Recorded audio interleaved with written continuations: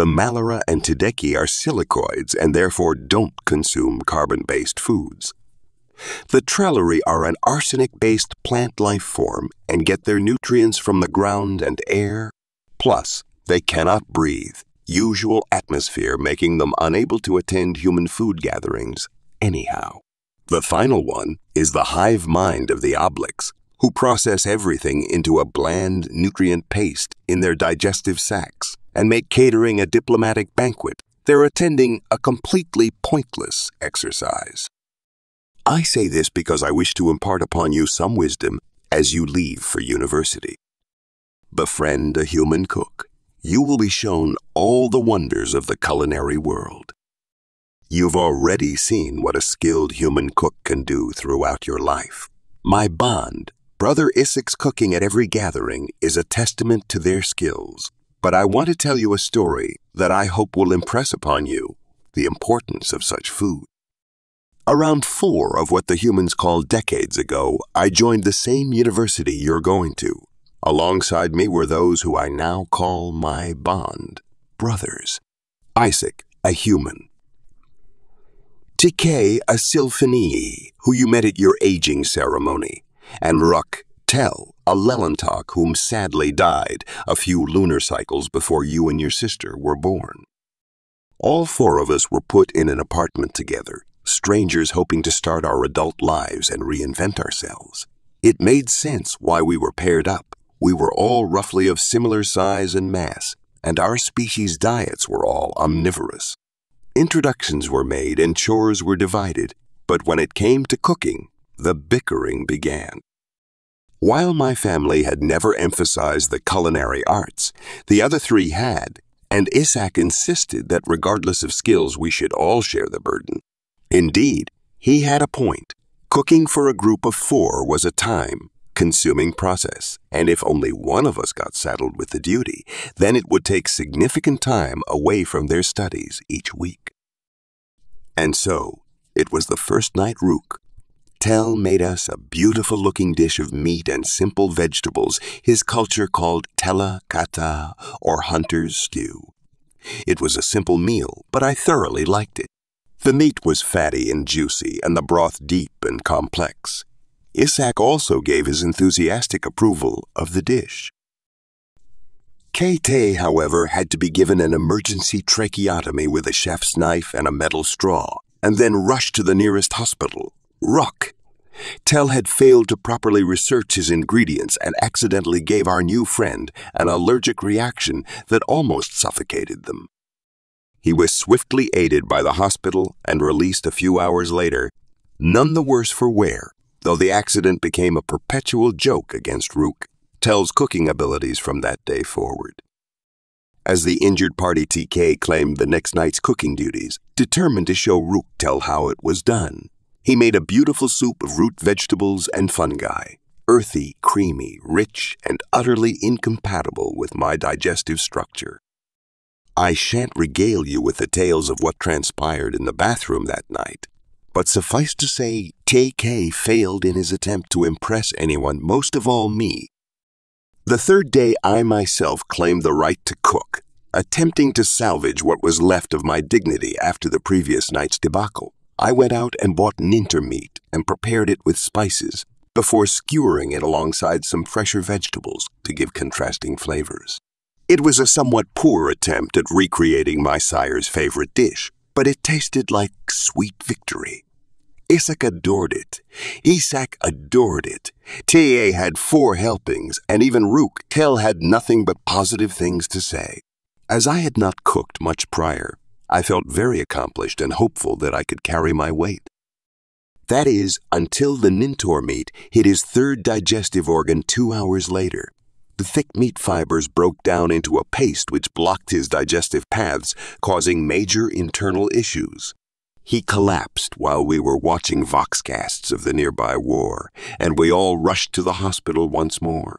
He was in there for almost a week after the surgery, kept for observation to ensure it didn't happen again, even after they pumped all 5 of his stomachs of any matter regardless of origin.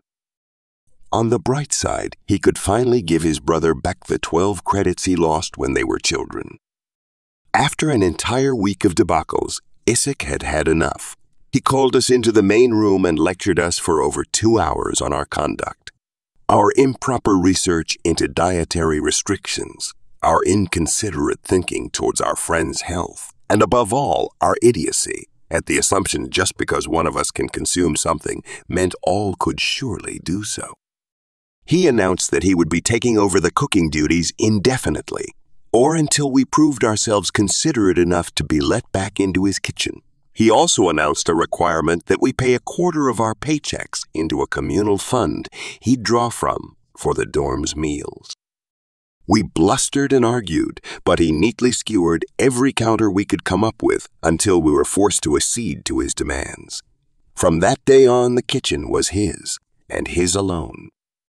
That first night, he tossed small red balls into a pan, mashed them flat, blended them together with 3 kinds of leaves, fungi, a couple of white balls he sliced into pieces. He stewed that alongside dozens of thin strands of dough, adding water to keep it sauce-like.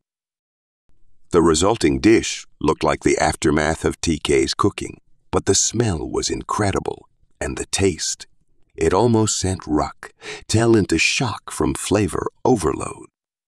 All of us agreed that Isaac would be the cook, and after that night we not only put a quarter of our meager part-time salaries into that fund, but kept an eye out for interesting ingredients Isaac might like. As we gradually got better jobs, the quality of the food increased, and even after some of us graduated and entered the professional world, we stayed together. For 17 full cycles, we feasted every night on meats, vegetables, fruits, and treats the likes of which we had only ever dreamed of. Isaac deeply researched every ingredient he used to ensure we could all consume what he made, even learning to exploit allergic reactions to things to create spicy dishes that didn't use the deadly capsaicin. After a few lunar cycles of this, he changed his study goal to the culinary arts, eventually pioneering the field we now know as multi-species compatible cooking, which he earned a doctorate off the back of. Yes, my foolish human friend who can't grill nintermeat to save his life is a doctor of cooking every species food. The irony of it never ceases to make us both laugh. He keeps trying, though, saying he'll conquer it one day. Over the many full cycles I've known him, I've been a diplomat, a friend, a sire, a bond brother. I've mourned the loss of friends and celebrated the gaining of new ones. It was at one of his gatherings I met my mate, another Epniri come to taste the food of the human who could apparently make our food just as good as we could. I tell you all this, my son, because I know you and your sister are going to be living alongside Isaac's daughter, Bella. Bella is following in her father's footsteps very closely, and she has the skills to rival her sires. So keep her close. You and Miyatori will enjoy every delight of the culinary world with Bella by your side. But don't be like we were. We hogged Isaac and his talents to ourselves far too often, but such arts are meant to be shared. So, when Bella inevitably has people over desperate to try her cooking, don't complain too much. Enjoy their company and make friends galore, and you may end up with bond, siblings of your own. Letter from Abniri diplomat Groha Gogubner to his son, now housed in the Miyatori, Bella Museum of Habniri Human Relations, for all to see where our nation's centuries-long friendship began. Fun fact, I made Isaac's dish tonight, and it inspired me to write this, because I made it without any forethought or planning, entirely screwed it up, and managed to salvage it purely off the back of my own skills. It tastes of victory, and like someone put an entire feast of Italian flavors into a blender. I've got more stories coming, got a whole document of ideas, some half-finished ones, and even another one set in the same universe of Black Skies, my last story. I'm hoping my work balance and mental state allow me to regale you once more with tales from possible futures, which is also going to be the title of my book. I'm slowly getting there with the editing stages. I want to redo a few parts of some stories, make it flow better here, add needed details there. that sort of thing. Don't have an ETA yet, but I am working on it, albeit slowly. But hey, the more stories I publish in the meantime means the book will get more fun stories to read. So it's a win anyway. Thank you for reading. I hope to see you all again soon. Now go cook something you love for people you love.